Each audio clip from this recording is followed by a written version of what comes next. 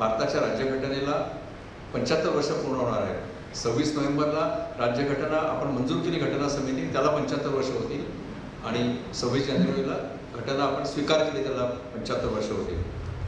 या 75 वर्षामध्ये आपण एक फरक लक्षात घेतला पाहिजे की पूर्वीची जी न्यायालय होती त्या न्यायालयांचं अधिष्ठान घटना हे नव्हतं, परंतु 26 जानेवारी 1950 पासून सर्व न्यायव्यवस्थेचं मुख्य अधिष्ठान हे भारताची राज्यघटना आहे। हा फरक आहे पूर्वीची न्यायालय आणि 26 जानेवारी 50 नंतरची न्यायालय। मी अनेकदा अनेक सार्वजनिक कार्यक्रमांमध्ये गेली 10-15 वर्ष एक गोष्ट मी प्रांजळपणे कबूल केलेली आहे। ती गोष्ट अशी की न्यायव्यवस्थेचा जो लौकिक असायला पाहिजे तो लौकिक आज सामान्य माणसांच्या मनात राहिलेला नाही आहे। इंग्रजीमध्ये बोलायचं झालं तर मी अनेक वेळा सांगितलेलं आहे की judiciary is facing crisis of credibility.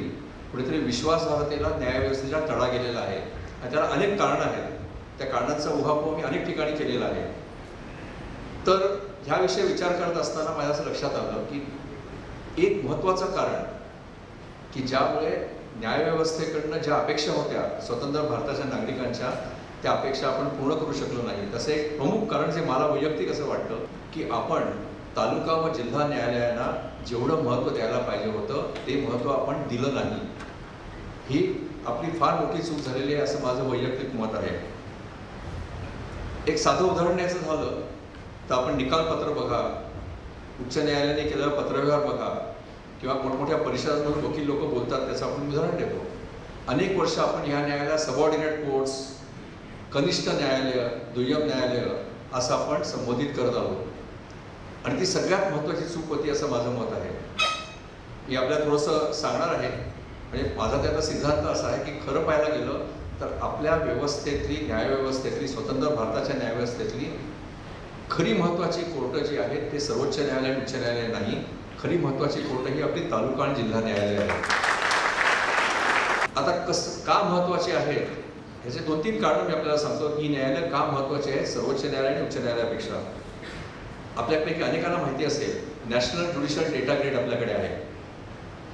म्हणजे भारताच्या कुठल्याही सर्वोच्च न्यायालयात, उच्च न्यायालयात, कुठल्याही तालुका न्यायालयात, डिस्ट्रिक्ट कोर्टामध्ये प्रलंबित खटले आहेत त्याची पूर्ण आकडेवारी दर मिनिटाला आपण ती अपडेट करतो, रिअल टाईम अपडेशन म्हणतात ते होत असतं। आता काल रात्री मी आकडेवारी पाहिली, त्या आकडेवारीमध्ये असं दिसत होतं की संबंध भारतामध्ये उच्च न्यायालय आणि सर्वोच्च न्यायालय सोडून देताना 4,43,84,000 खटले हे आपल्या दिवाणी आणि फौजदारी न्यायालयामध्ये प्रलंबित आहेत। 4,43,00,000 उच्च न्यायालयात प्रलंबित असलेल्या खटल्यांची संख्या आहे ती 59,48,000, एक 12-13% फक्त आपल्या ज्या तालुका आणि जिल्हा कोर्टामध्ये जेवढे खटले प्रलंबित आहेत। महाराष्ट्राचा विचार करायचा झाला तर महाराष्ट्रामध्ये आपल्या सर्व कोर्टांमध्ये मिळून तालुका मिळून कालची ही संख्या आहे अंदाजे 53,51,262 खटले आहेत प्रलंबित आपल्या तालुका व जिल्हा न्यायालयामध्ये। आणि एक गोष्ट लक्षात ठेवली पाहिजे, त्यातले 36 लाख खटले हे फौजदारी स्वरूपाचे आहेत आणि उच्च न्यायालयात किती आहेत? मुंबई उच्च न्यायालयामध्ये 7,16,000। म्हणजे असं म्हणायला हरकत नाही की जवळजवळ 8 ते 9 पट खटले उच्च न्यायालयापेक्षा आपल्या ह्या तालुका जिल्हा न्यायालयात प्रलंबित आहेत आणि हेच या न्यायालयांचं महत्त्व आहे, त्याचा एक हा पहिला पैलू आहे। दुसरी गोष्ट आपण लक्षात ठेवली पाहिजे की ही जी न्यायालय आहेत ही न्यायालय ही सामान्य माणसाची न्यायालय आहे। सामान्य माणसाचे प्रश्न सोडवण्याकरता त्याला या न्यायालयात यावं लागतं आणि आज तो आकडेवारी देणं हा आजचा प्रसंग नाही आहे, पण आकडेवारी जर आपण काढली तर असं आपल्या लक्षात येईल की जवळजवळ 30 ते 40% आपल्याकडचे पक्षकार असे असतात की जे त्यांचे खटला उच्च न्यायालयात संपल्यानंतर त्यांना सर्वोच्च न्यायालयात येणं परवडत नाही। कित्येक असे पक्षकार असतात की ज्यांना उच्च न्यायालयात जाणं पण परवडत नाही। त्यांच्या दृष्टीने जिल्हा न्यायालय हे जिल्हा किंवा सदर न्यायालय हे शेवटचं न्यायालय असतं। ही आपल्या समाजाची शोकांकित आहे की कदाचित वकिलांची नियुक्ती करणे कदाचित फार महाग झालं असेल, इतरही अनेक अडचणी असतील। आणि हा पण एक दुसरा पैलू आपण लक्षात घेतला पाहिजे की बऱ्याचशा आपल्याकडच्या सामान्य माणसांकरता, सामान्य जे लिटिगंट असतात, सामान्य पक्षकार असतात, त्यांच्याकरता जवळजवळ ही कोर्ट जी आहेत, तालुका आणि जिल्हा कोर्ट ही शेवटची कोर्ट आहेत. मी नेहमी एक गोष्ट सांगतो की आपल्याकडचे जे ज्याला आपण ट्रॅडिशनल खटले म्हणतो, म्हणजे दिवाणी दावे किंवा फौजदारी प्रॉसिक्युशन, हे आपले खरे खटले आहेत आपल्या न्यायव्यवस्थेपुढचे. रीट वगैरे सगळं आता सध्या बाजूला ठेवूया आपण एक गोष्ट लक्षात ठेवली पाहिजे की हे खटले जे तालुका कोर्टात किंवा जिल्हा कोर्टात किंवा सत्र न्यायालयात चालतात, पक्षकाराचं भवितव्य हे या न्यायालयात घडत असतं किंवा बिघडत असतं. अनेक गोष्टी अशा आहेत की ज्याच्यामध्ये नंतर सुधारणा करता येत नाही. म्हणजे आपण खटला घेऊया, एखादी फौजदारी ट्रायल आपण घेऊया. त्या फौजदारी ट्रायलमध्ये जर सरकारी वकिलांनी किंवा पब्लिक प्रॉसिक्युटरनी योग्य तऱ्हेने पुराव्याची नोंद केली नाही किंवा न्यायाधीशांनी पुराव्याची नोंद करताना काही चुका केल्या किंवा आरोपीच्या वकिलांनी जे प्रश्न विचारायला पाहिजेत तर ते विचारले नाहीत आणि भलतेच आरोपीला अडचणीत टाकणारे प्रश्न विचारले, ह्या ज्या काही सगळ्या गोष्टी होतात, म्हणजे पुराव्याची नोंद, त्या पुराव्याच्या नोंदीमध्ये काही गडबड झाली, गोंधळ झाला, काही चुका झाल्या तर त्या अंतिम असतात आणि तिथेच पक्षकाराचं भवितव्य घडत असतं किंवा कधी कधी बिघडत असतं.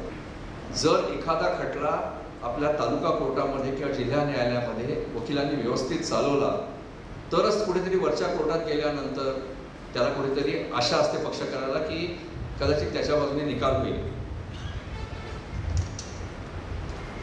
आता आपण एक विचार केला पाहिजे, ह्या 3 गोष्टी सांगितल्या की या न्यायालयांचं महत्त्व अधोरेखित करतात. आता मी उदाहरण देतो आपल्याला, असं उदाहरण देतो की न्यायालयांची विश्वासार्हता का कायम राहिली नाही किंवा घटनाकारांना जे अपेक्षित होतं की ज्या पद्धतीने आपल्याकडच्या स्वतंत्र भारतातल्या न्यायालयांनी सामान्य पक्षकाराला न्याय दिला पाहिजे, ही जी अपेक्षा होती, अपेक्षा का पूर्ण करू शकलो नाही, याची अनेक कारणं आहेत. आणि ती कारणं जाणण्याच्या आधी आपण एक गोष्ट लक्षात ठेवली पाहिजे की सामान्य माणसाला का यावं लागतं कोर्टामध्ये. काही वेळा तर परिस्थिती अशी असते की त्या माणसाचा काही दोष नसतो पण त्याला न्यायालयात यावं लागतं. मी आपलं उदाहरण देतो, तालुका आणि जिल्हा कोर्टात काम करणाऱ्या वकिलांना याचं महत्त्व लक्षात येईल. एखाद्या कुटुंबातली कोणतरी व्यक्ती मरण पावते, मग ती विधवा स्त्री असते किंवा त्या माणसाची मुलं असतात, विशेषतः विधवा स्त्रीचा हा प्रश्न येतो. कुठेतरी बँकेमध्ये फिक्स डिपॉझिट असतात, कुठेतरी पेन्शन मिळायचं असतं त्या माणसाचं, कुठेतरी ग्रॅज्युटी मिळायची असते. तर काय सांगण्यात त्याला की तुम्ही न्यायालयात जा, त्या इंडियन सक्सेशन ॲक्ट खालचा एक सक्सेशन सर्टिफिकेट घ्या, सेक्शन 372चं, किंवा बॉम्बे रेग्युलेशन आहे जुनं, त्याच्या खालचे एअरशिप सर्टिफिकेट घ्या.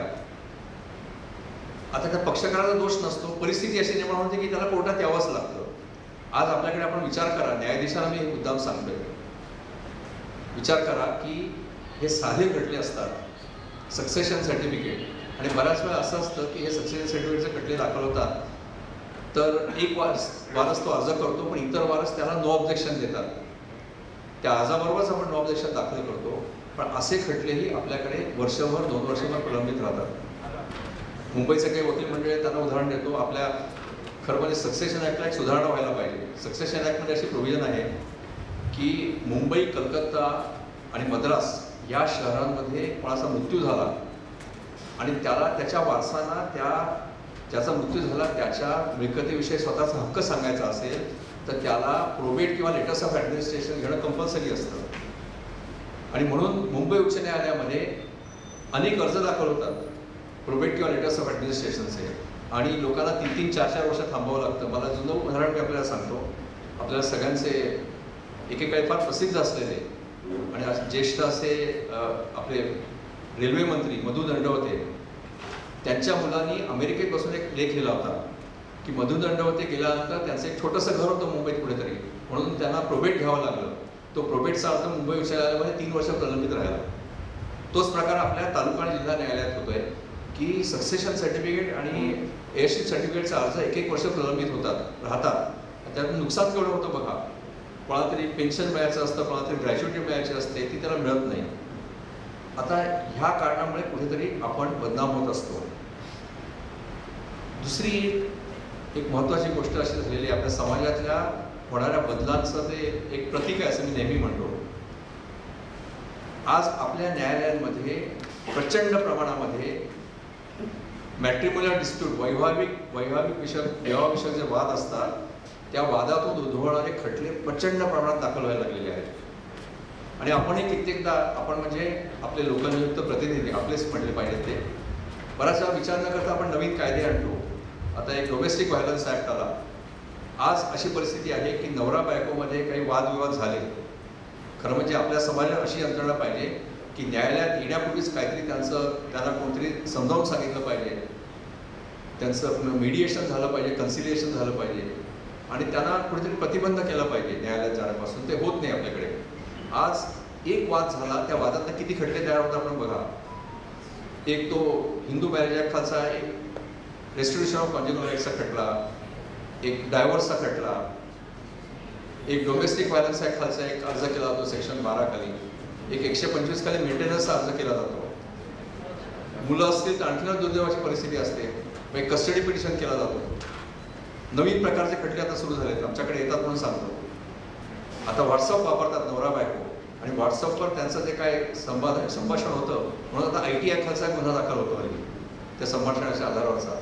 आणि त्याचा परिणाम आपण बघा की 5 प्रकारचे खटले दाखल होतात.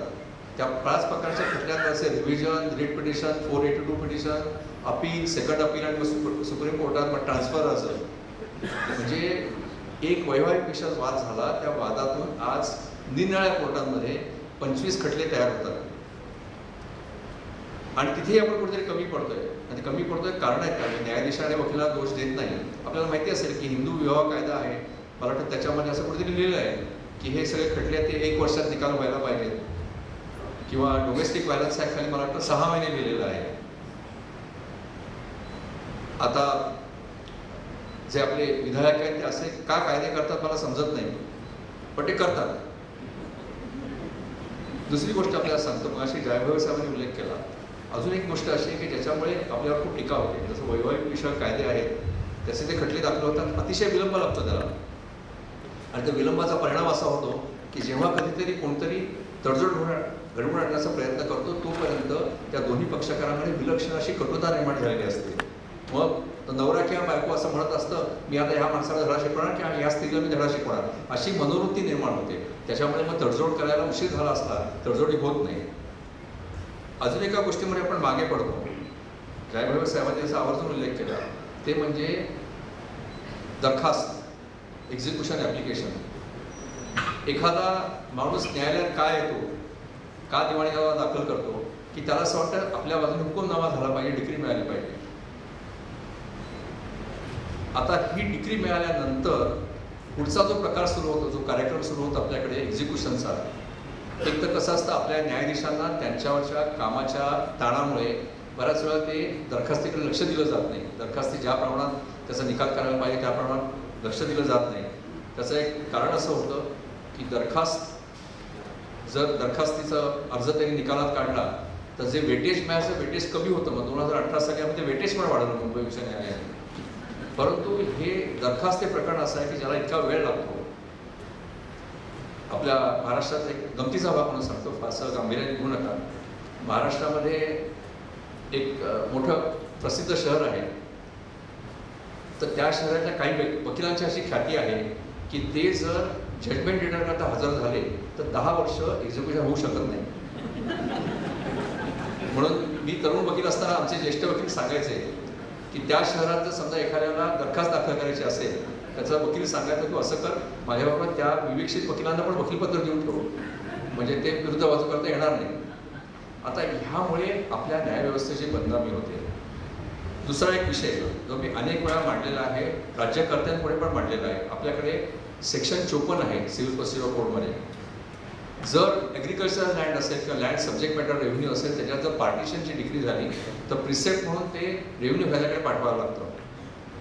आणि माझा अनुभव असा आहे, वकिलीतला आज जर सुधारणा झाली असेल तर आनंद होईल. माझा अनुभव असा आहे की सेक्शन 54 प्रमाणे जर प्रिसेप्ट त्या तहसीलदाराकडे गेलं की 30 वर्षांची निश्चिती असते. कारण तहसीलदाराकडे ते चालतं, तहसीलदारानंतर मग प्रांत अधिकाऱ्याकडे अपील होतं, मग रिव्हिजन आणि अनेक गोष्टी त्यातनं होतात. तर अनेक राज्यांनी सुधारणा केलेली आहे सेक्शन 54 मध्ये. कर्नाटक राज्य एक आहे, मला वाटतं तामिळनाडू आहे, आणि त्यांनी अशी तरतूद केलेली आहे की आता कुठलंही पार्टिशनचं काम हे रेव्हेन्यू खात्याकडे जाणार नाही, ते काम सिव्हिल कोर्टानेच करायचं. मला असं वाटतं बार कौन्सिल यांचा पाठपुरावा केला पाहिजे. अतिशय हा महत्त्वाचा बदल आपल्या व्यवस्थेत घडवून आणला पाहिजे. कारण पार्टिशनची डिग्री झाली तर लोक कंटाळून जातात. बरं, ते 20-25 वर्षाची जी प्रोसेस असते त्याच्यामध्ये अनेक पक्षकार दुर्दैवाने हयात राहत नाही, त्याच्यामुळे अनेक नवीन प्रश्न निर्माण होतात. तर त्यामुळे ही एक जरी तरतूद आपण बदलून घेतली राज्य सरकारकडनं तरी सुद्धा त्याचा बराच फायदा सामान्य माणसाला होऊ शकेल. दुसरा एक ज्वलंत प्रश्न म्हणजे जामीन. आज आहे दुर्दैवाची परिस्थिती आहे की मॅजिस्ट्रेट ट्रायबल केसेस असतात, दंडाधिकाऱ्यांकडे चालणाऱ्या केसेस 420 असेल, 467 असेल, चार्जशीट फाईल होतो तरीही आज त्या व्यक्तीला बेल मिळत नाही.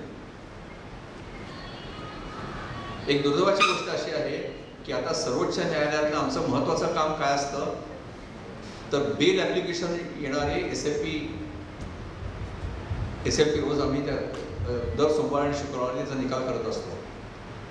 आता मगाशी मुंबईहून इथे प्रवास करत असताना मंगळवारची माझी कॉज लिस्ट काय ते बघत होतो. मी सहज केलं, मंगळवारी काहीतरी 81 केसेस आहेत माझ्या खंडपीठापुढे. त्याच्यातले जवळजवळ मी मोजले, अंदाजे 81 पैकी 36 हे बेल ॲप्लिकेशन संदर्भातले एस.एल.पी आहेत. म्हणजे मॅजिस्ट्रेट ट्रायबल केसमध्ये सुद्धा आरोपीला बेल मिळत नाही आणि त्याला सर्वोच्च न्यायालयाकडे यावं लागतं. मी एका निकालपत्रात त्याचा उल्लेख केलेला आहे. आता ही परिस्थिती आपण बदलली पाहिजे. आता का अशी परिस्थिती का होते याचाही आपण गांभीर्याने विचार करायची गरज आहे. आता खरं म्हणजे घटनेमध्ये कलम 21 आहे, ते घटनेचं कलम 21चं पालन करायची सर्व नागरिकांची जशी जबाबदारी आहे तशीच न्यायाधीशांची पण आहे. आपल्याकडे आता सोशल मीडिया आलेला आहे. आपल्याकडे समाजामध्ये इतकी गैरसमजूत आहे बेल ह्याविषयी. आपल्याला कल्पना असेल की एखाद्या सो कॉल्ड तथाकथित महत्त्वाच्या केसमध्ये एखाद्याला बेल मिळाला की समाज माध्यमातून वृत्तपत्रात एवढी प्रचंड टीका होते. अनेक लोकांना एखाद्या आरोपीला बेल मिळणं आणि त्याची निर्दोष मुक्तता होणं यातला फरकच कळत नाही आणि त्यामुळे ती टीका होते, सोशल मीडियावरती टीका होते. एक दुर्दैवाची परिस्थिती आपल्याकडे अशी आहे, आपली न्याय व्यवस्था ही आपल्या घटनेवर आधारित आहे. त्यात आर्टिकल 14 आहे, आर्टिकल 21 आहे. आज जे गुन्हे घडायला नको असतात ते घडतात. पण आपल्यातली राजकारणी मंडळी काय करतायत, ते जाहीर भाषणं करतात. भाषणं अशी करतात की ह्या खटल्यातल्या आरोपींना आम्ही फासावरती देऊ. हा कुठला कायदा आहे आणि अशी मागणी होते, हा कुठला कायदा आहे. एक दुर्दैवाची गोष्ट आहे. हे मी काही कोणा टीका करायचं म्हणून म्हणत नाही. आता रोज आम्ही क्रिमिनल अपीलचे निकाल उच्च न्यायालयात मी केलेले आहेत. उच्च न्यायालयात 2019 मध्ये मला आठवतं की 2 महिन्यामध्ये जवळजवळ मी 10 ते 11 केसेसमध्ये ॲक्विटल दिलं अपिलामध्ये आणि ते बेनिफिट ऑफ डाऊट वगैरे काही नाही, पुरावाच नव्हता तिथे. आणि 13 वर्ष 14 वर्ष त्या माणसाची शिक्षा झालेली होती. परवा मी सुप्रीम कोर्टामध्ये 16 वर्ष शिक्षा झालेली होती. 16 वर्ष शिक्षा भोगलेल्या माणसाविरुद्ध काही पुरावाच नव्हता. तर आपल्या समाजाची कुठेतरी मानसिकता बदलायचं आपल्याला गरजेचं आहे आणि याच्याकरता विधिविषयक शिक्षण हे सर्वसामान्यांना मिळणं आवश्यक आहे. एक कुठेतरी आता असे घडून चाललं जातं की पोलिसांनी एखाद्या माणसाविरुद्ध आरोप दाखल केले, पोलिसांनी एखाद्या माणसाला पकडलं तर तो गुन्हेगार आहे हे आपला समाज समजून चालायला लागतो. त्यातली दुसरी बाजू समाजाला कळत नाही. ही सगळ्यात दुर्दैवाची गोष्ट आहे. अनेक वर्षापूर्वी मी एक चित्रपट पाहिला होता, मकरंद अनासपुरेचं, मला वाटतं न्यायव्यवस्थेवरचा काहीतरी होता. त्यात एक फार छान वाक्य घातलेलं आहे. एक छान वाक्य असं आहे की आपल्या समाजामध्ये सुशिक्षित समाजाला शिक्षित करण्याची जास्ती गरज आहे, असं त्याचं वाक्य आहे. तर आज काय व्हायला लागलेलं आहे की अशा हे शेवटी एक समाज व्यवस्था आहे.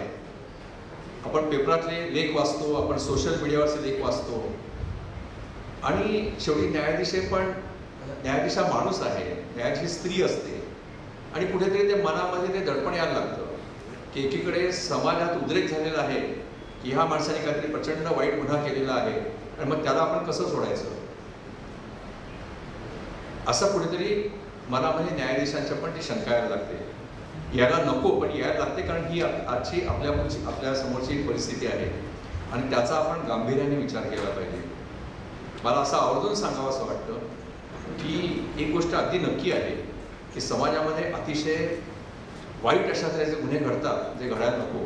मगाशी उल्लेख केला कलकत्त्याची एक केस होती, त्याच्यामध्ये दुर्दैवाने मला असं म्हणावं लागलं त्याच्यामध्ये की जी 14 वर्षाची पीडित मुलगी होती, तर तिची जबाबदारी घेणं हे शासनाचं कर्तव्य होतं कायद्याप्रमाणे असलेलं. शासनाने ते पार पाडलं नाही.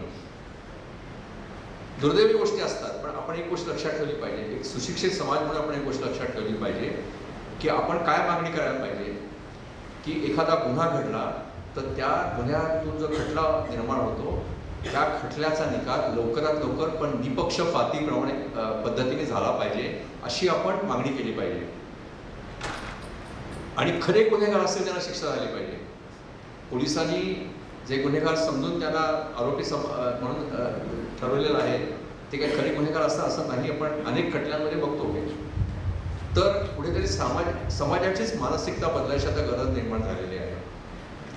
आपण वकील वर्ग किंवा आपण न्यायाधीश वर्ग म्हणून आपण काम करतो, आपण कुठल्याही झुंडशाहीला बळी पडता उपयोगी नाही, कुठल्याही दडपणाला बळी पडता उपयोगी नाही. आज परिस्थिती अशी आहे, मी कर्नाटक राज्यामध्ये असताना एक तरुण मुलगी एका जिल्ह्याच्या ठिकाणी राहत होती, विद्यार्थिनी होती. ती काहीतरी कुठेतरी तिने घोषणा दिली. ती घोषणा दिल्यानंतर देशद्रोहाचा खटला दाखल झाला. 20-21 वर्षाची मुलगी होती. आता कसं असतं, हे तरुण मनं असतात, अनेक प्रकारचं वाङ्मय त्यांना वाचायला मिळतं, ऑनलाईन वाचतात ते, आणि कुठेतरी एक संस्कारक्षम वय असतं, काहीतरी अनेक गोष्टींनी त्यांचं मन जरा वेडोवाकडं काम करायला लागतं कधीतरी. त्या भावनेने असेल एक घोषणा केली त्या मुलीने. तिथल्या वकील संघटनेने एक ठराव केला, जिल्हा वकील संघटनेने, की ह्या स्त्रीचं वकीलपत्र, ह्या तरुण मुलीचं वकीलपत्र कोणीही घ्यायचं नाही. मला सुमोटो ॲक्शन घ्यावी लागली. आणि बंगलोरमध्ये काही तरुण वकील तिथे जाऊन बेल ॲप्लिकेशन करायला तयार होते, त्यांना वकिलांनी न्यायालयात प्रवेश दिला नाही. शेवटी मला आदेश असा करावा लागला, त्या वकील संघटनेला मी कंटेम्पची नोटीस काढली. पण 2011चं जजमेंट आहे की वकील वगैरे असं म्हणू शकत नाही की ह्याचं वकीलपत्र घ्यायचं नाही. मला शेवटी असं म्हणावं लागलं की बंगलोरचे काही तरुण वकील बेल अर्ज दाखल करायला जाणार होते, त्यांना पोलीस प्रोटेक्शन द्यावं असा आदेश करावा लागला. नंतर मग वकील संघटनेने माफी मागितली, सगळं प्रकरण मिटलं. पण वकील म्हणून किंवा न्यायाधीश म्हणून आपल्याकडनं वेगळ्या अपेक्षा आहेत. कारण घटनेचे अधिष्ठान असलेली काही जी तत्त्व आहेत, एक म्हणजे लिबर्टी, आर्टिकल 21 मध्ये लिहिली, त्याचं संरक्षण जर वकील वर्गाने न्यायाधीशांनी केलं नाही तर समाजातला कुठलाही घटक त्याचं संरक्षण करणार नाही. याचं आपण नोंद घेतली पाहिजे. हे आपलं आद्य कर्तव्य आहे सगळ्यांचं. तर आता कुठेतरी ही जी फौजदारी न्यायव्यवस्था आहे त्या न्यायव्यवस्थेवर आपण कुठेतरी कमी पडतोय. मी असं म्हणत नाही की एकदा असंही झालं असेल की खरोखर एखाद्या माणसाने गुन्हा केला असेल तर न्यायालयीन विलंब होतो, त्या विलंबाचा तो गैरफायदा घेतो, असंही होत असेल. परंतु शेवटी आज आपण बघा आपली न्यायव्यवस्था किती प्रगल्भ आहे. मी वेगळं उदाहरण देतोय. या न्यायव्यवस्थेमध्ये आपण त्या कसाबला पण आपण पूर्णपणे त्याची बाजू मांडण्याचा अधिकार दिला आपण त्याला. उच्च न्यायालयाने त्याच्याकरता वकील नियुक्त केले. ही आपली न्यायव्यवस्था आहे. जी न्यायव्यवस्थे ही जी संकल्पना आहे ही आपल्या घटनेशी कन्सिस्टंट अशी आहे. तर म्हणूनच आपण, मला असं वाटतं की न्यायाधीश वर्ग आणि वकील वर्ग यांनी आता सामान्य माणसाची लिबर्टी, त्याचं स्वातंत्र्य, हे स्वातंत्र्य जर अबाधित राखायचं असेल तर त्याची सर्वात जास्त जबाबदारी ही न्यायव्यवस्था, त्याच्यामध्ये वकिलांचा पण सहभाग होतो, त्यांच्यावर आहे. आपण लक्षात ठेवलं पाहिजे. आणि हे होत नसल्यामुळे कुठेतरी आपली न्यायव्यवस्था मागे पडते. मी मगाशी जो उल्लेख केला की कुठेतरी विश्वासार्हता कमी होते. अनेक कारणं दिली आपल्याला, खटले खूप प्रलंबित राहतात वगैरे. त्याच्यामध्ये फौजदारी न्यायव्यवस्था हा पण एक पूर्ण विचार करण्याची गोष्ट आहे की ज्याच्यामध्ये अनेक गोष्टी आपण करायला पाहिजेत. एक त्याच्यातलं आणखीन एक कारण असं आहे की का आपण मागे पडतो, का आपली दिवाणी आणि फौजदारी न्यायालय ही मागे पडतो. एक चांगली गोष्ट फक्त आपल्याला झाली आहे सांगतो की आपली शेट्टी कमिशन जजमेंट येईपर्यंत 1990 सालापर्यंत न्यायव्यवस्थेत काम करणाऱ्या न्यायाधीशांना अतिशय तुटपुंज असं वेतन मिळायचं. त्यांना जर निवासस्थान मिळालं शासकीय तर 10% पगार त्याच्यामध्ये जायचा. शेट्टी कमिशनचं जजमेंट आल्यानंतर आता त्याच्यामध्ये फार चांगले बदल झालेले आहेत. मी जेव्हा वकिलीला सुरुवात केली तालुका आणि जिल्हा न्यायालयामध्ये ठाण्याला, तेव्हाची परिस्थिती अशी होती, 1983 सालची गोष्ट आपल्याला सांगतोय, की न्यायाधिकाऱ्यांना एक दुचाकी घेणं पण परवडत नसे.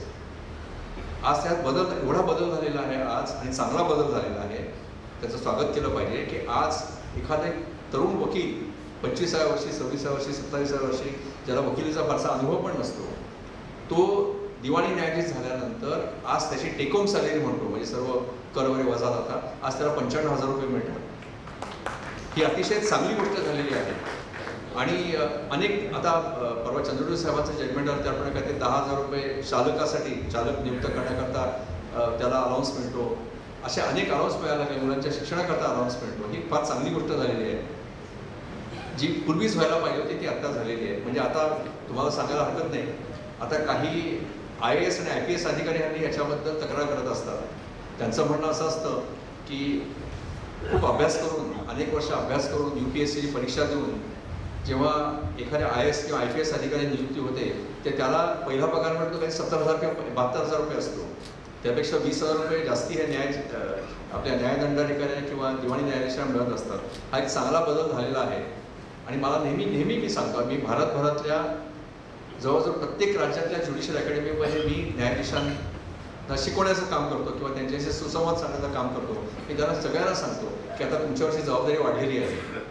तर पूर्वीची जी तक्रार होती ती तक्रार राहिलेली नाही. आता साधन सुविधांची उणीव आहे, पण ती एक व्यवस्था म्हणून आहे की चांगल्या इमारती नाही आहेत, इमारतीत सोयी नाही आहेत, तो वेगळा भाग आहे. दुसऱ्या एका गोष्टीमुळे आपण मागे पडलो. ते कारण असं आहे की 2002 मध्ये सर्वोच्च न्यायालयाने एक आदेश केला. मी हे महाराष्ट्रामध्ये कुठल्याही राज्यात जातो ह्या गोष्टीचा आवर्जून उल्लेख करतो, कारण त्या गोष्टीचा उल्लेख केला नाही तर मी माझं कर्तव्य करत नाही असं मी समजतो. 2002 मध्ये सुप्रीम कोर्टाने एक आदेश केला. त्या आदेशामध्ये त्यांनी उहापोह केला होता. एक जस्ट टू पॉप्युलेशन रेशो म्हणून संकल्पना आहे. ती संकल्पना अशी की 10 लाख लोकसंख्येला किती न्यायाधीश पाहिजे.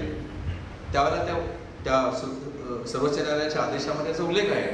कुठेतरी प्रगत देशामध्ये 103 न्यायाधीश, कुठेतरी 113, कुठेतरी 70, कुठेतरी 60 या प्रगत देशांमधला त्यांनी आढावा घेतलेला आहे सर्वोच्च न्यायालयाने.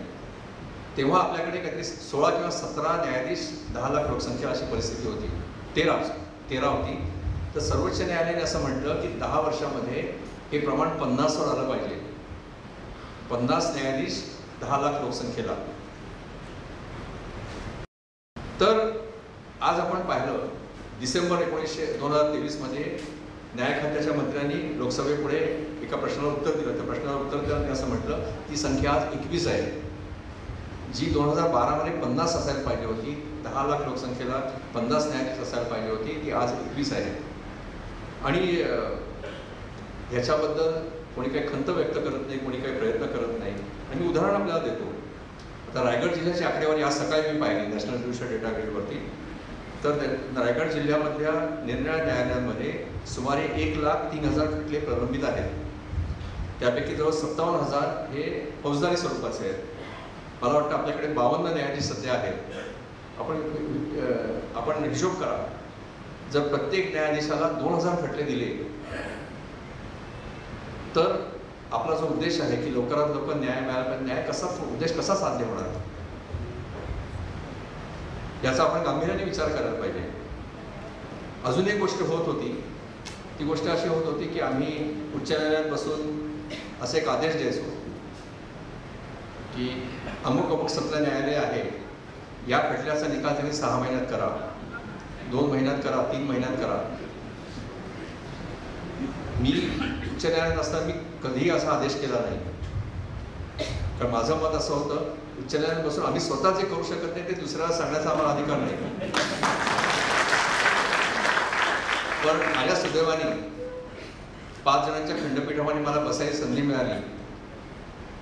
आणि निकालपत्र लिहिण्याची संधी मिळाली. त्याच्यामध्ये आम्ही असा सिद्धांत, कायदेशीर सिद्धांत असा मांडलेला आहे की सर्वोच्च न्यायालय आणि उच्च न्यायालयाला किंवा कुठल्याच न्यायालयाला किंवा उच्च न्यायालयाने तालुका आणि जिल्हा कोर्टांना असा आदेश सर्वसाधारणपणे करू नये.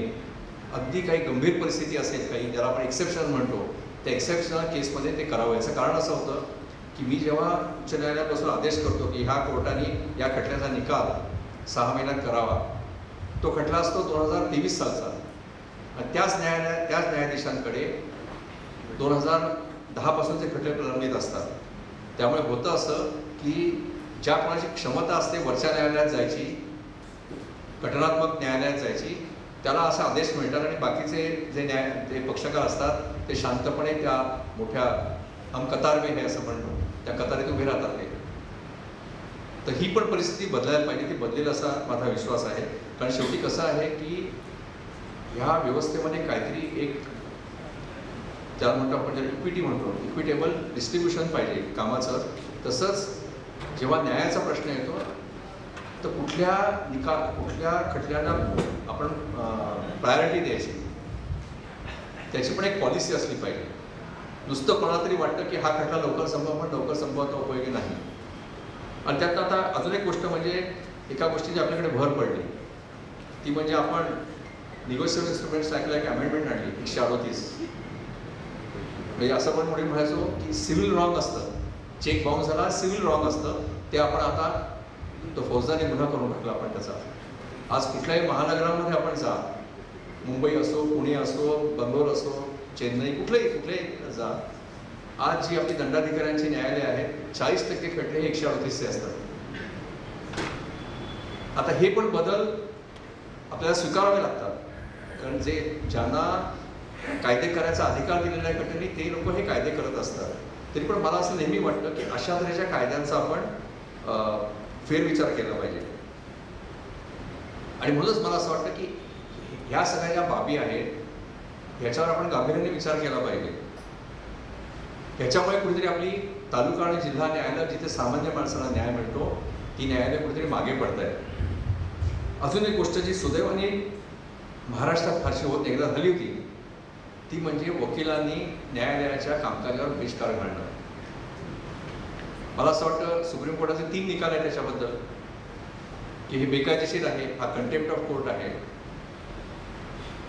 आपल्याकडे होत नाही, इतर राज्यांमध्ये जास्ती. मला मुंबईत असताना आपल्याला माहिती असेल ती ऐतिहासिक गोष्ट आहे की जवळ 6 जिल्हा वकील संघटनांच्या मला क्रिमिनल कंटेम्प्टच्या नोटिसा काढायला लागल्या होत्या. बंगलोरमध्ये अनेक ठिकाणी मला करावं लागलं. सर्वोच्च न्यायालयामध्ये मी आता मी उच्च न्यायालयातल्या वकील संघटनांना नोटिसा काढलेल्या आहेत. आपण एक विचार करा, आता आपण रायगड जिल्ह्याचं उदाहरण घेऊ. 1 लाख केसेस असतात. मला माहिती आहे इथला वकील वर्ग ह्या मार्गांचा अवलंब कधी करत नाही, पण उदाहरण म्हणून सांगतोय आपल्याला.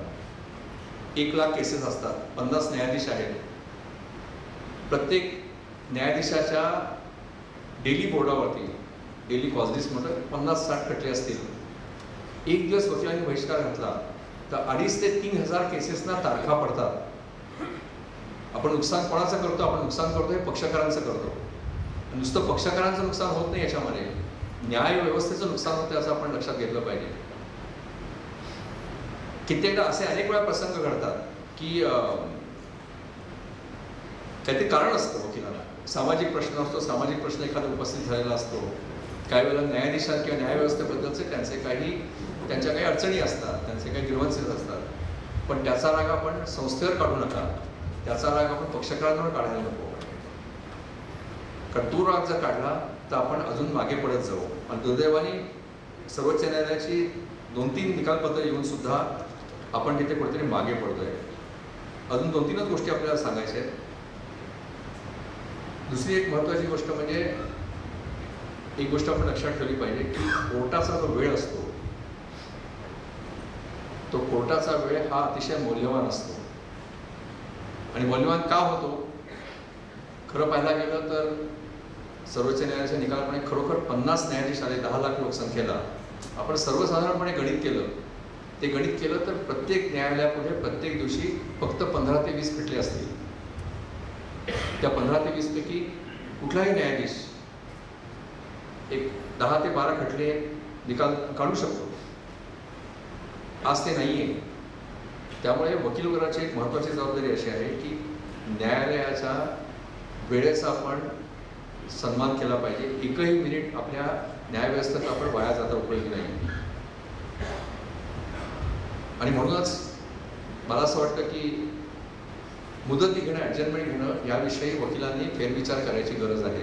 हे असं म्हणत नाही की कारण नसताना मुदती घेतल्या जातात, परंतु मग काही वेळेला असा गैरसमज वकिलांचा व्हायला लागतो की आपल्याला ॲडजस्टमेंट मिळणं हा आपला हक्क आहे आणि एखादा शिस्तप्रिय न्यायाधीश असेल त्याने जर मुदत दिली नाही मग वकील संघटनाचे ठराव होतात त्याच्याविरुद्ध.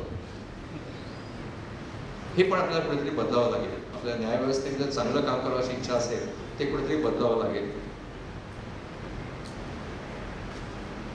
वेळेचा संदर्भाला अजून एक गोष्ट सांगू इच्छितो. वकिलांनी कोर्टाचा वेळ किती घ्यावा याविषयी आता विचार करायची गरज आहे. मी नेहमी सांगतो, मी अर्थात वैयक्तिक बोलायचं झालं तर माझ्या बाबतीत मी कोणालाही जास्त वेळ घेऊन देत नाही कोर्टाला, सगळ्यांना माहिती आहे गोष्टी. पण सिव्हिल अपील आपण चालवतो एखादं, त्या सिव्हिल अपीलाचा अपील मेमो वाचायची गरज आहे का? किंवा क्रिमिनल अपील आपण चालवतो. खरं म्हणजे क्रिमिनल अपील चालवत असताना ट्रायल कोर्टाचं जजमेंट वाचायची गरजच नसते. फक्त जर काही त्या साक्षीदाराच्या वर्तनासंबंधी डिमेनॉर म्हणतो त्याविषयी काय असेल तेवढं पुरतं ते मत आपल्याला बघावं लागतं. आपण फौजदारी अपील चालवताना सेशन्स कोर्टात पहिल्यापासून शेवटपर्यंत ते निकालपत्र वाचतो, पंचविज्ञानाची साक्ष वाचतो. हे पण कुठेतरी आपल्याला टाळायला हवं आहे. आमच्या वैयक्तिक प्रयत्नाने आम्ही हे करतो. सर्वोच्च न्यायालय ते उच्च न्यायालय मी करतो. मी जास्ती वेळ एक मर्यादा ओलांडून देत नाही.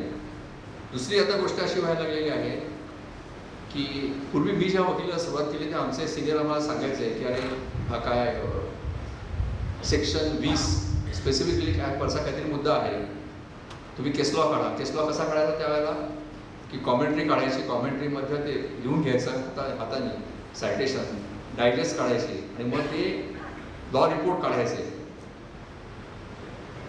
ही प्रचंड गुंतागुंतीची प्रक्रिया होती आणि बऱ्याच वेळा असं असायचं की कॉमेंट्रीमध्ये असं कोटेशन असायचं त्या निकालाचं, पण ते मूळ रिपोर्ट काढला ते काही भलतंच असायचं निकालपत्र. आता काय झालेलं आहे की बटणं दाबून आपल्याला एका विषयावरची 50 निकालपत्र 3 मिनिटात मिळतात. आणि आता व्हायला काय लागलेलं आहे, एक मी आपलं उदाहरण सांगतोय. समजा NDPS खालचा बेल ॲप्लिकेशन असेल, आपल्याला माहिती आहे सेक्शन 37 आहे, त्याच्यामध्ये काही स्ट्रिक्ट कंडिशन्स आहेत बेल द्यायच्या. आता सेक्शन 37चं इंटरप्रिटेशन केलेली सर्वोच्च न्यायालयाची 50 जजमेंट आपल्याला सापडतील. आज काय व्हायला लागलेलं आहे की सन्माननीय वकील आर्ग्युमेंट करत असताना त्या 50 पैकी 10 निकालपत्र जोडतात. ती निकालपत्र फॉलो करून उच्च न्यायालयाने दिलेली आणखी 10 निकालपत्र जोडतात. हे पण आपल्याला कुठेतरी थांबवायला पाहिजे. मी नेहमी म्हणतो म्हणजे तंत्रज्ञानाच्या वापरासंबंधी मी अनेक वर्ष आग्रही आहे, पण आपण एक गोष्ट लक्षात ठेवली पाहिजे की तंत्रज्ञान आपण कशाकरता वापरायचं न्यायव्यवस्थेमध्ये. The object of using technology is judiciary should be able to render quality justice. म्हणजे आपण न्यायाची जी प्रत असते, न्यायाची क्वालिटी असते, तंत्रज्ञानाचा वापर करून ती प्रत आपण ती क्वालिटी सुधारली पाहिजे, हा त्याचा उद्देश आहे. तंत्रज्ञानाकरता तंत्रज्ञान आपण स्वीकार केलेलं नाही आहे. न्यायव्यवस्थेचं काम सुलभ व्हावं म्हणून आपण तंत्रज्ञानाचा स्वीकार केलेला आहे. तर ही पण गोष्ट आपण लक्षात ठेवली पाहिजे. शेवटी मला तरुण वर्गाकरता 2 गोष्टी सांगायच्या आहेत. आता माझ्याकडे मी अनेक विधी महाविद्यालयामध्ये जातो, नुसताच महाराष्ट्राच्या आणि इतरही ठिकाणच्या. मी शक्यतो एक पाळतो बंधन की आपल्याकडे नॅशनल ज्या मोठे 20 आणि 21 जे आपल्याकडे संस्था तयार झालेल्या आहेत, महाराष्ट्रामध्ये 3 आहेत. MNLU, Maharashtra national law university, national university जवळ 24 आहेत.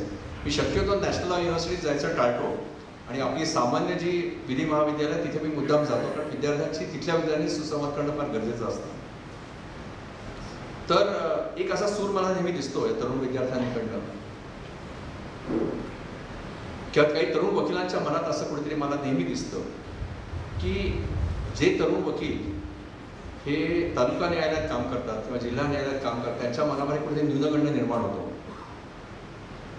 की सर्व उच्च न्यायालयात काम करणाऱ्या वकीलपेक्षा आपल्यापेक्षा कोणतरी सुपिरियर आहेत, ज्येष्ठ आहेत, आपल्यापेक्षा कोणतरी जास्ती चांगले आहेत, सर्वोच्च न्यायालयात काम करणारे त्याच्यापेक्षाही चांगले आहेत. तर मला तरुण वर्गाला आवर्जून सांगू इच्छितो मी की तुम्ही जे काम तालुका आणि जिल्हा न्यायालयात करता ते काम हे उच्च न्यायालयात किंवा सर्वोच्च न्यायालयात जे कामकाज करतात वकील वर्ग त्याच्यापेक्षा जास्त महत्त्वाचं आहे. कारण सामान्य माणसाला न्याय मिळण्याकरता तुम्ही प्रयत्नशील असता. कसं आहे, कामाची पद्धत वेगळी आहे. उच्च न्यायालयातल्या कामाची पद्धत वेगळी आहे, सर्वोच्च न्यायालयातल्या कामाची पद्धत वेगळी आहे. पण म्हणून कुठेतरी असा भाव असेल की उच्च न्यायालयात जे वकिली करतात ते आपल्यापेक्षा काहीतरी मोठे आहेत, त्यांचं काहीतरी ज्ञान जास्ती आहे आपल्यापेक्षा, हा गैरसमज आहे. गैरसमज काढून टाका. किंवा सर्वोच्च न्यायालयात काम करणाऱ्या वकिलांना आपल्यापेक्षा खूप जास्ती येतं, हा पण एक गैरसमज आहे. तो गैरसमज काढून टाका. तर तरुण वर्गामध्ये कसं आहे, आपली परिस्थिती अशी आहे की प्रत्येकाला काही उच्च न्यायालयात किंवा सर्वोच्च न्यायालयात जाऊन वकिली करता येत नाही. आणि माझा असा आग्रह असतो, आणि मी विधी महाविद्यालयात जातो की जे विद्यार्थी स्वतःला अतिशय हुशार समजतात, ज्यांना कायद्यामध्ये काहीतरी करायचं आहे या क्षेत्रामध्ये, त्यांना मी नेहमी सांगतो की तुम्हाला संधी मिळाली तर तुम्ही तालुका आणि जिल्हा न्यायालयात जाऊन काम करा.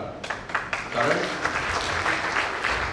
सामान्य माणसाला न्याय देण्याची संधी तिथे जास्ती उपलब्ध आहे तुम्हाला. त्यामुळे या तरुण वर्गाला मी एक सांगू इच्छितो की आपल्या मनात काही न्यूनगंड असेल तर तो न्यूनगंड आपण कृपया काढून टाका. तुम्ही जे काम करताय ते अतिशय महत्त्वाचं काम आहे. आणि मगाशी म्हटल्याप्रमाणे तरुण वर्गाने जर मनावर घेतलं तर आज आपल्या ज्या तालुका आणि जिल्हा न्यायालयांची परिस्थिती आहे ही परिस्थिती आपण खूप बदलू शकतो. त्या न्यायालयांची प्रतिमा जी आहे ती प्रतिमा आपण सुधारू शकतो. आणि याची जबाबदारी सर्व तरुण वकील वर्गावरती आहे. मगाशी न्यायभावाने उल्लेख केला, तो चांगला उल्लेख केला की शेवटी होतं असं आपल्या समाजामध्ये की बऱ्याचशा सामान्य पक्षात अजूनही थोडासा कुठेतरी विश्वास असतो की त्या न्यायालयाच्या दालनाच्या 4 भिंती असतात, त्या भिंतीत आत आपण गेलो की आपल्याला काहीतरी न्याय मिळेल. पण दुर्दैवाने आपण कुठेतरी कमी पडतो त्याच्यामुळे, किंवा विलंब असतो न्याय प्रक्रियेमुळे. कधीतरी एखाद्या पक्षकाराला वेगळा मोह होतो की ह्या 4 भिंतींच्या बाहेर काही लोक जे काही उद्योग करत असतात त्या लोकांकडे जावं आणि आपल्याला काहीतरी वेगळ्या पद्धतीने न्याय आपण मिळवावा, अशा तऱ्हेचं कुठेतरी प्रलोभन त्या सामान्य नागरिकाला देणारे लोक खूप असतात. तर याचाही आपण गांभीर्याने विचार केला पाहिजे की शेवटी जर आपण सगळ्यांनी मिळून काम केलं, न्यायाधीश आणि वकिलांनी, तर सामान्य माणसाचा न्यायव्यवस्थेचा विश्वास हा जास्ती सुदृढ झाला पाहिजे. तो कुठेतरी कमी पडायला लागलेला आहे. ते जर आपण नाही केलं तर मग समाजात अतिशय वेडेवाकडे उद्योग करणारे जे घटक आहेत त्यांना आपण प्रोत्साहन देतो, हे आपण लक्षात ठेवलं पाहिजे. तरुण वर्गाकरता अजून एक गोष्ट आपल्याला सांगू इच्छितो ज्याची फारशी लोकांना माहिती नाही आहे. आपण जर सुप्रीम कोर्टाची वेबसाईट उघडली तर तिथे ESCR चालू केलेलं आहे. ESCR असा म्हणजे पूर्णपणे मोफत आहे ते, की सर्वोच्च न्यायालयाचे सर्व खटले जे आहेत, सर्व निकाल जे आहेत ते आपल्याला ESCR वर ते निकाल मिळतात. त्याच्यामध्ये हेड नोटिंगची सुविधा आहे, सर्चची फॅसिलिटी आहे आणि हे पूर्णपणे मोफत आहे. तरुण वकिलांना खिशातले पैसे खर्च करून हे जे ऑनलाईन आपल्याला जे लॉ कोर्स आहेत तो खर्च करायची गरज नाही आहे. आणि त्याच्यातही सुधारणा आता केलेली आहे, म्हणजे डिजिटल ESCR आहे. म्हणजे आपण डिजिटल ESCR त्यावर थोडंसं त्यात काम करायचं आहे. म्हणजे ते आपण पाहिलं तर पानं आपल्याला दिसतात, आपल्याला पानं पलटण्याचा आपल्याला आनंद मिळतो डिजिटल ESCR. अजून एक गोष्ट आपल्याला सांगू इच्छितो की आम्ही आता उच्च आणि सर्वोच्च न्यायालयाच्या निकालांचं मराठीमध्ये किंवा सर्व रिजनल भाषांमध्ये भाषांतर करायचा उपक्रम चालू केलेला आहे. आपण मुंबई उच्च न्यायालयाच्या आपण संकेतस्थळावर गेलात, वेबसाईटवर गेलात तर आपल्याला आढळेल की अनेक निकालांचा आता मराठीमधला अनुवाद उपलब्ध आहे. दुसरी एक गोष्ट महत्त्वाची होणार आहे, जसा ESCR झालेला आहे की आज परिस्थिती अशी आहे की सगळ्यात तरुण वकिलांना परवडत नाही. जे ऑनलाईन जर्नल त्याचे सबस्क्रिप्शन भरणं ते बरेच महाग असतात ते. तसं आता आम्ही प्रत्येक उच्च न्यायालयाने सांगितलेलं आहे की तुमचा ESCR हायकोर्ट केसेस रिपोर्टर चालू करा.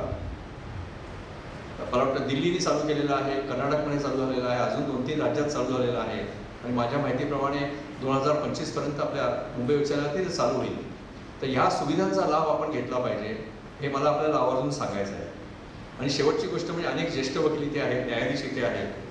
त्याने एक गोष्ट मला सांगायची आहे की आपल्याला कल्पना असेल की 6 महिन्यापूर्वी सर्वोच्च न्यायालयाने तालुका आणि जिल्हा न्यायालयात प्रचंड संख्येने खटले प्रलंबित आहेत. तर त्याविषयी एक ॲक्शन प्लॅन आपण तयार केलेला आहे. त्या ॲक्शन प्लॅनची अंमलबजावणी प्रत्येक जिल्ह्यात चालू आहे. त्या ॲक्शन प्लॅनची संकल्पना अशी आहे की 25 वर्ष जुने जे खटले आहेत त्याला प्राधान्य दिलं पाहिजे. त्यात अनेक तरतुदी आहेत. अनेक तरतुदी अशा आहेत की समजा 25 वर्ष जुना एखादा खटला हा उच्च न्यायालयाने किंवा सर्वोच्च न्यायालयाने स्थगिती आदेश दिल्यामुळे तो स्टे झालेला असेल, तर त्या ॲक्शन प्लॅनप्रमाणे जिल्हा न्यायाधीशांनी रजिस्ट्रार ज्युडिशियल उच्च न्यायालयातल्या कळवायचं, त्याला खटल्यांचे नंबर द्यायचे की ह्या केसेसमध्ये उच्च न्यायालयाने स्थगिती आदेश दिलेला आहे आणि त्यामुळे 25 वर्षपेक्षा जुना खटला प्रलंबित राहिलेला आहे. मग अशा खटल्यांना उच्च न्यायालय प्राधान्य देईल. तीच गोष्ट सर्वोच्च न्यायालयाची. सर्वोच्च न्यायालयात आता आपण अंमलबजावणी चालू केलेली आहे. मंगळवारपासून प्रत्येक बेंचपुढे असे 5 खटले लागणार आहेत आता मंगळवारपासून, की 25 वर्ष जुन्या केसेस कुठल्या तरी निर्णया राज्यातल्या केसेस ज्या स्टे होऊन पडलेल्या आहेत, तर त्या खटल्यांना आता सर्वोच्च न्यायालयात आम्ही प्राधान्य देणार आहोत. आता हा ॲक्शन प्लॅन कशाकरता केलेला आहे? मुख्य उद्देश हाच आहे की सामान्य माणसाला लवकरात लवकर न्याय मिळावा आणि न्यायव्यवस्थेची प्रतिमा उंचवावी, हाच त्याच्यातला हेतू आहे. तर मला आपल्या वकील वर्गाला मुद्दाम सांगायचं आहे की हा जो ॲक्शन प्लॅन केलेला आहे त्याच्यामध्ये आपल्या सहकार्याची नितांत गरज आहे. का आपण जर सहकार्य केलं नाही तर हा ॲक्शन प्लॅनमध्ये जी तरतूद आहे की जुन्या खटल्यांचा निकाल करायचा, तो ॲक्शन प्लॅनची अंमलबजावणी होऊ शकणार नाही. म्हणूनच मला वकील वर्गाला असं आवाहन करायचं आहे की कृपया आपण जिल्हा व सत्र न्यायालयाचे न्यायाधीश आहेत किंवा तालुका न्यायालयाचे न्यायाधीश आहेत त्यांच्याशी सहकार्य करा. म्हणजे सुमारे 1 वर्षामध्ये आपण आपल्या न्यायव्यवस्था चेहरामोहरा बदलून टाकू शकू. जर जुन्या खटल्यांचा निकाल झाला, त्याचा त्या ॲक्शन प्लॅनचा तो एक उद्देश आहे. तो उद्देश आपण सगळ्यांनी मिळून साध्य केला पाहिजे.